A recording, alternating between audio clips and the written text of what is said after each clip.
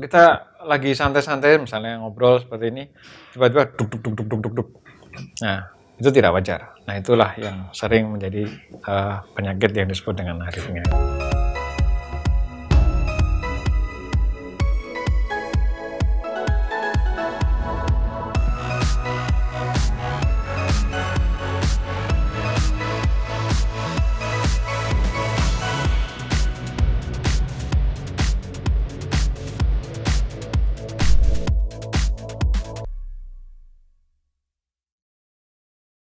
Dalam episode kali ini kita akan membahas tentang gangguan irama jantung atau aritmia.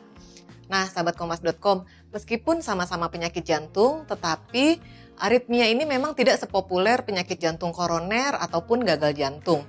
Padahal penderita aritmia ini cukup banyak loh, dan aritmia disebut sebagai salah satu penyebab kematian mendadak. Wah, kok serem ya? Tapi tenang sahabat kompas.com, daripada khawatir berlebihan, yuk ikuti perbincangan saya bersama dengan Dr. Sunu Budi Raharjo, spesialis jantung dan pembuluh darah dari Heartology Cardiovascular Center. Halo Dr. Sunu, apa kabar dok hari ini? Baik. Sebelum kita masuk nih dok, mungkin banyak sahabat kompas.com yang masih awam dok dengan mendengar kata aritmia. Boleh dijelaskan nggak sih dok, sebenarnya aritmia ini jenis penyakit jantung yang seperti apa dok? Baik, para pemirsa sekalian dan Mbak Ana, aritmia secara definisi adalah aritmia, jadi ritme yang tidak benar kan. Secara istilah medis dia berarti irama jantungnya tidak benar. Tidak benar bisa 1, terlalu cepat, 2, terlalu lambat, yang ketiga tidak teratur. Jadi ketiga jenis ini disebut dengan irama jantung yang tidak teratur atau aritmia. Itu secara umum ya. Nah, gangguannya sendiri ada banyak ya. Dari mulai yang sangat ringan, rasa tidak nyaman di dada, rasa berdebar. Lebih berat lagi, sempoyongan. Lebih berat lagi, pingsan. Dan yang paling berat tentu adalah kematian jantung mendadak, seperti tadi yang disampaikan oleh Mbak Ana. Tanda-tanda umumnya apa nih dok? Tadi jantung berdebar-debar tadi ya dok ya, terutama ya? Tergantung jenisnya, sekali lagi tergantung jenisnya ya Mbak Ana. Kalau mereka yang denyutnya terlalu cepat ya paling sering rasa berdebar. Karena kan biasanya berdebar itu muncul ketika kita beraktivitas yang berat kan, atau lagi emosi. Nah itu jantung berdenyut lebih cepat atau berdebar ya wajar. Tapi kita lagi santai-santai misalnya ngobrol seperti ini, tiba-tiba duk duk duk duk duk duk duk. Nah itu tidak wajar. Nah itulah yang sering menjadi penyakit yang disebut dengan aritmia. Itu satu. Yang kedua, ada pasien yang justru keluhannya itu tidak spesifik Mbak. Jadi rasanya tidak nyaman saja, atau bahkan ada yang kayak ada denyutnya yang hilang, atau mereka yang keluhannya kayak ada denyutnya kayak nggak pernah dengar mungkin, kayak roller coaster. Nah itu bagian dari gangguan irama jantung atau aritmia. Nah itu yang ringan ya. Jadi terutama tadi denyut jantung. Kalau boleh tahu dok, denyut jantung normal kita tuh berapa sih dok? Normal antara 60 sampai 100 pada saat istirahat. Tapi kalau kita aktivitas ya denyutnya akan naik sesuai dengan kebutuhan jantung kita. Kalau lagi aktivitas yang berat akan naik lebih cepat. Dok, terus siapa saja dok yang rentan mengalami aritmia ini dok? Karena tadi jenisnya juga ada banyak ya. Saya akan mulai dengan jumlahnya atau prevalensinya, kalau istilah medisnya paling banyak di populasi, yang disebut dengan fibrilasi atrium atau atrial fibrilasi. Ini yang paling rentan adalah mereka yang usianya di atas 60. Memang dia ada faktor degeneratif ya. Pada mereka yang usia 40-50 ini sangat jarang terjadi gangguan AF atau atrial fibrilasi ini. Tapi pada usia di atas 60, di atas 70 bahkan sampai di atas 10% dari populasi. Yang paling kita harus jaga dari irama yang AF ini adalah risiko stroke.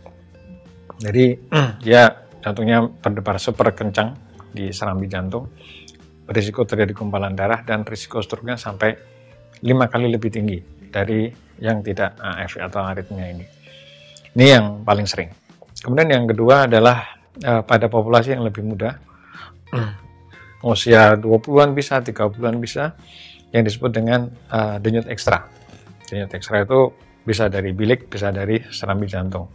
Dan itu orang sehat, nggak ada masalah pompa jantung, nggak ada masalah penyakit jantung koroner, nggak ada masalah katup. Tapi memang listrik jantungnya yang bermasalah. Nah itulah yang disebut dengan denyut ekstra. Itu banyak pada populasi yang muda. Itu mungkin 2 yang terbanyak. Kemudian ada lagi yang denyut lambat. Denyut lambat itu lebih sering pada usia lanjut juga.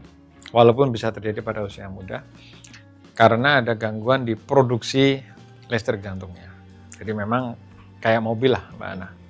Kalau semakin lama kita pakai, maka kemungkinan listriknya juga ada masalah juga kan. Sama dengan listrik jantung kita atau jantung kita lah secara umum. Jadi listriknya mulai soak gitu lah, mulai melemah. Nah itu yang disebut dengan irama jantung yang lemah atau bradikardi. Nah ini tentu hal lain yang kita harus perhatikan.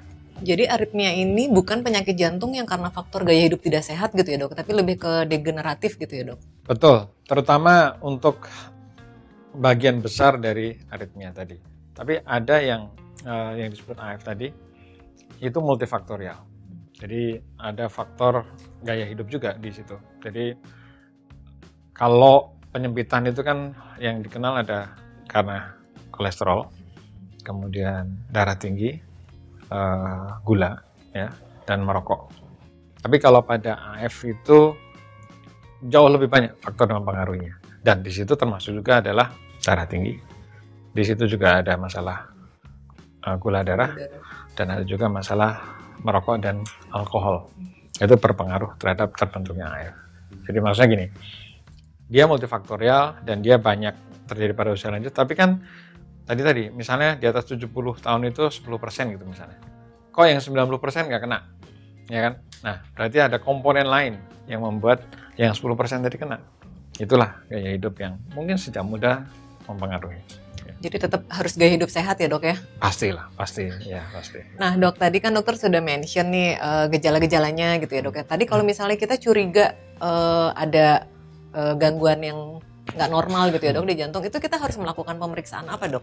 Pertama yang paling gampang, ada yang disebut dengan menari.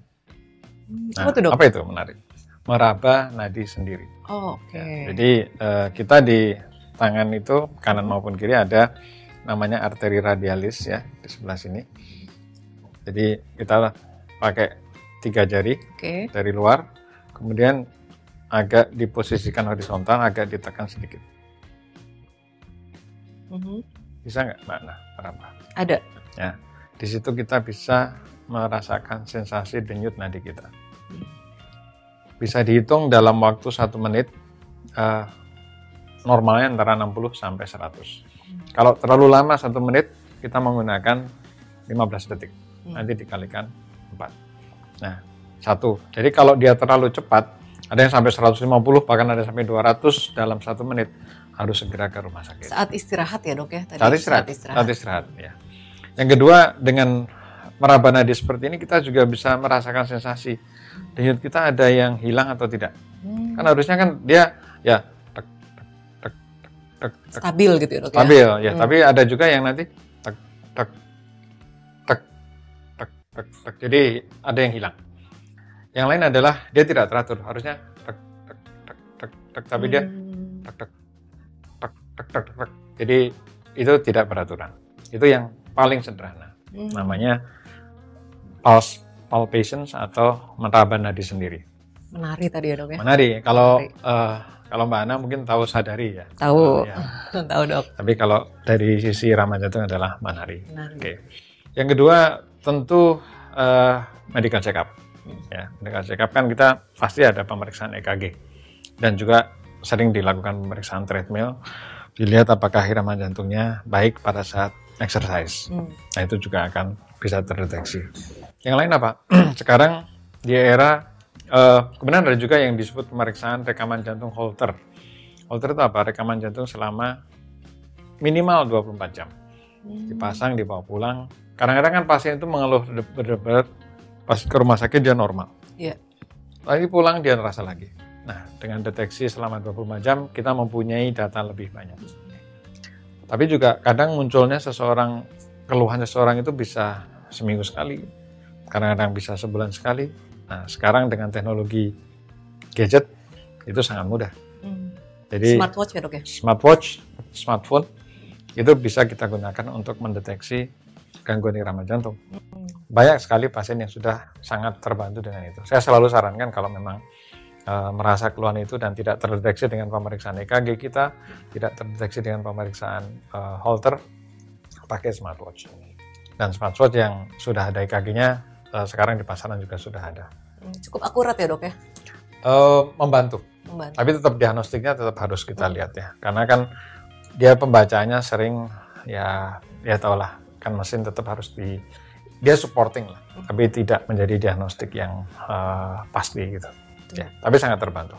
Ya. Gangguan irama jantung itu kan seringkali juga tidak bergejala gitu, kita nggak sadar kecuali kita ngecek nadi tadi ya dok ya.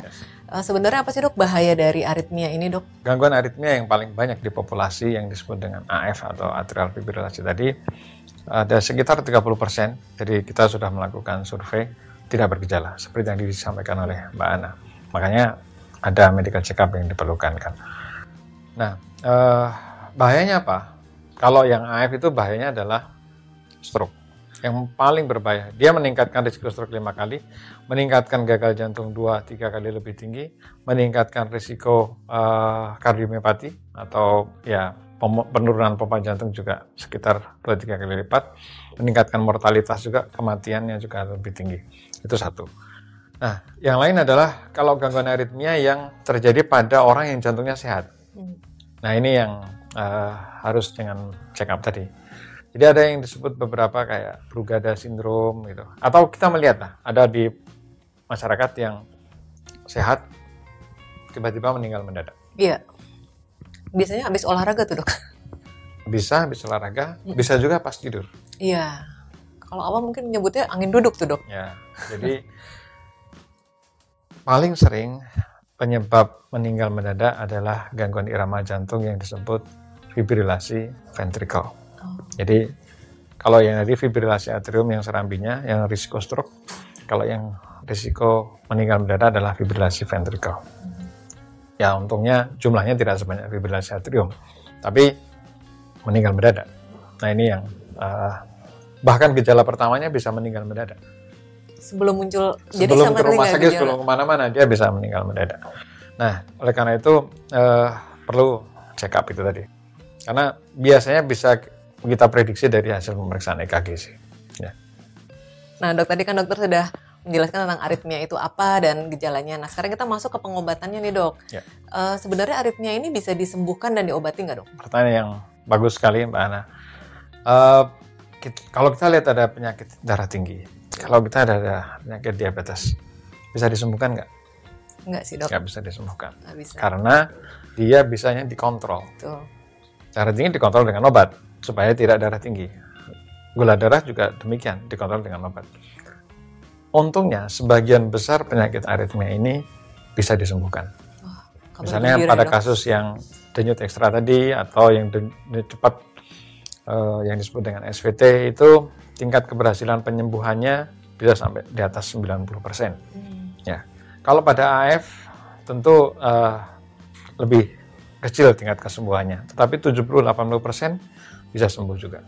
Dan itu menjadi hal yang kita bisa sampaikan ke masyarakat.